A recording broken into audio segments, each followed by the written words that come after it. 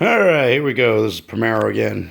Just want to do a quick review of what I've done so far to the vehicle mechanically. The last two videos, one was about the body, one was primarily about the interior. Now, when it comes mechanically, I myself did only a few things for suspension.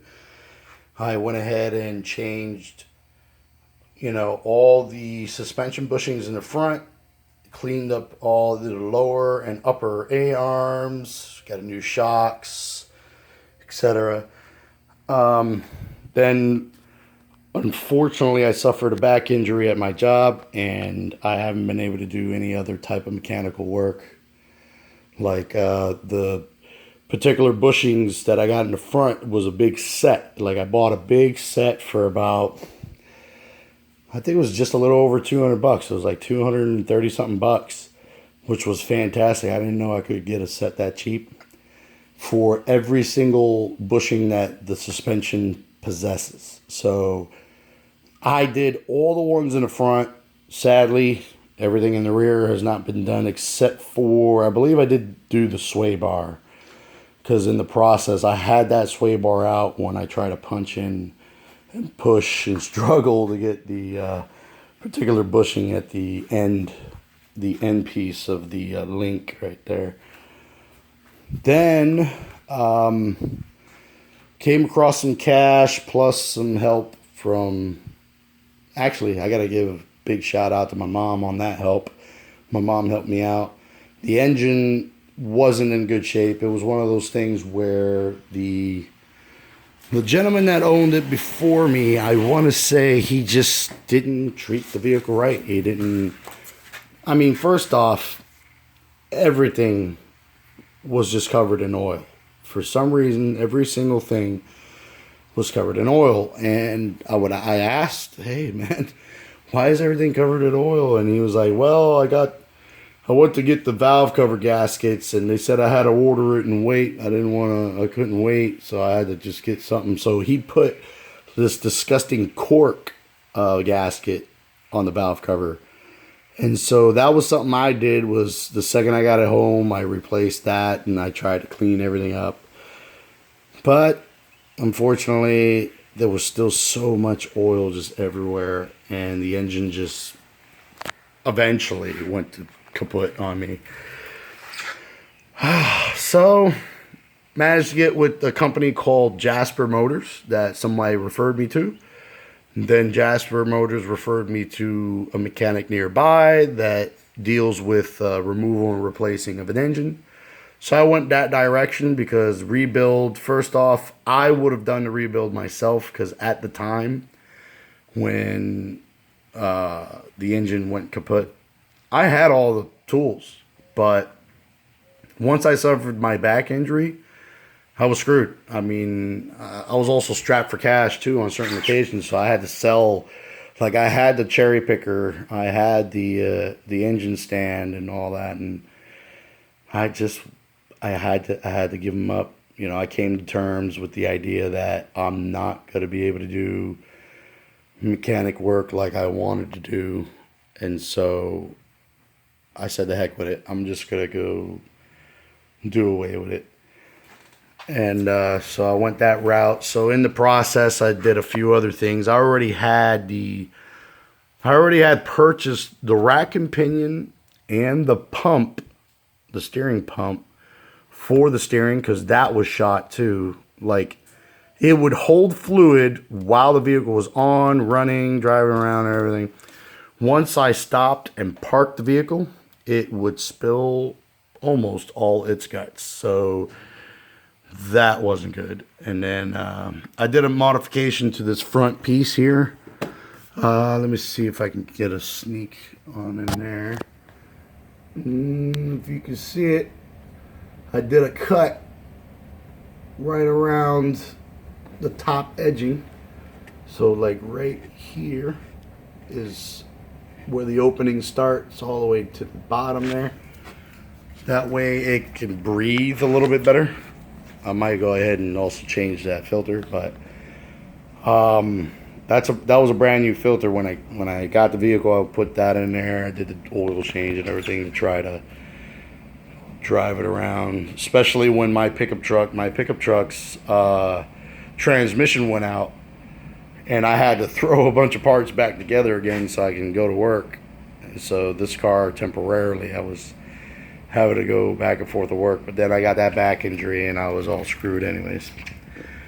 And so the things that I did just before all that stuff, like this particular smog pump, like all the little plastic things that were down like right in here, they were all just hanging there. They weren't really connected.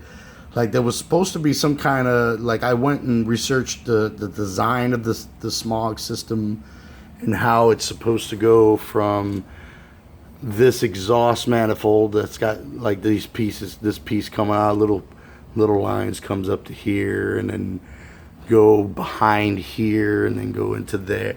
It's a weird, complicated system that I was like, man, that's ugly. That's the first time I ever saw that system. So that was pretty cool to try to research that, find out how it's supposed to work. And then, like, there was this one particular tube that's supposed to go down and then all through the middle here and then connect to the side of the catalytic converter itself. And the idea is to take the exhaust heat that's coming out of here and have this pump push it down that line to the catalytic to get the catalytic heated up sooner, quicker, and then probably a little bit higher temperature than it could be on its own. And that was their way of doing like their work on pollution, on smog, because that is one of the jobs of a catalytic converter, is to eliminate some of the excess that's coming out of the exhaust. So right now that is definitely not working right. Hopefully I get a chance to change out the system anyway. I want to put headers and then a brand new catalytic, but I'm not going to do mufflers. So that's the plan for the exhaust. Then, so since all those pieces in the front were just hanging there, and due to the age of the vehicle, I said, you know what, I'm in Florida, let me just go ahead and take that off. So I took all that off. Then I saw, like, this one guy was telling me about a little aftermarket piece that you could take the smog pump out, and then it's a little bracket with a little extra wheel just to make sure you keep the same serpentine belt. And it looked cool, but then I saw the price. I was like, man, that's a pricey little son of a gun. So me being me, I took that smog pump out. I opened it up, saw how it was designed, and I saw that I had the opportunity to take out these little, they look like little ceramic blades that were, there was like 3 ceramic blades inside that would help do the pumping process to get some of it and then pump it out as this was spinning. So those blades, I found a way to take them off. Then I found a really good way to lubricate all the parts. And right now this is a free-flowing wheel. It's just there spinning. The whole thing is solid and nice and smooth. And so I put it back together. I said, nobody will know. And that was easy. I mean, it's been great. There's no squealing or anything because I lubricated the heck out of that thing and make sure that it wouldn't have the opportunity to seize up or anything, because the way it's built, it's built nice. It was built well. I want to say it was built well. So with the lubrication that I did to it, it's gonna last a long time. I mean, eventually that's not gonna be there, because in the future, when that comes, it's gonna be a while, I would like to have the Pro Charger system on this vehicle, especially now that I got a brand new engine. The Pro Charger system, nice basic. I'm not quite sure what kind of PSI of boost I'm going to want to put on there. But I know it's going to be the Pro Charger with an intercooler, nice and simple, just to give her a little more oomph. And essentially, if I do it right, it will give me not only better power, I'm going to have more power, of course, but driving it the right way, I can achieve a little bit better fuel economy, and I know this. So we'll see. Also, this piece right here, that is just ugly. And I did find someone that has a piece that I wanted to try to change out on that, but that little thing is expensive for just a piece of plastic. So I had to leave that, unfortunately. Now, I did do some work on the brakes. The calipers luckily weren't in bad shape. I went ahead and did like a semi-rebuild because luckily they were in great shape. So I just had to relubricate all the pins and sliding pins and whatnot. And then I got a new brake pads and everything was good to go. The only thing I didn't get to do was the rubber brake hoses, which are still on the vehicle. God knows if they're old, as in the first ones that came with the vehicle, or they could be new. I didn't get a chance to talk to the guy about that. But I do have aftermarket metal braided hoses. That way I can get a little more longevity out of that, a little more like stability, because you don't want any brake fatigue, as in if the hose would expand, your foot on your brake pedal would go down a little bit more, and you'll get a little bit of brake fatigue, and you won't be able to brake too well. And I want to avoid that. I mean, I don't brake hard anyways. I'm always the type of guy that I brake sooner, and I'm always cautious of everything that's around me, especially in this, because I just don't want nobody ruining my car, which is one of the reasons I got it painted in this way, because it's one of those things I came to terms with. In this world, we cannot have nice things. if I'm in a parking lot and somebody puts a little scrape or scratch on the paint, at least I know I can go home, do a slight sand on it, and then paint it, and then boom, I'm good to go again. And that's me being lazy, but at the same time, it's me having that peace of mind that I didn't spend gobs of money to do a paint job on this vehicle. So, but that's pretty much it for right now on how the car is set up with the mechanicals. So brand new engine, brand new steering. Also, the radiator was pretty bad, so that's a brand new radiator in there as well. Then what's still to come is the rear wheel hubs in the back. I have those two. This is all stuff I had purchased well before I had my back surgery, or my back, messed up. I had back surgery and whatnot.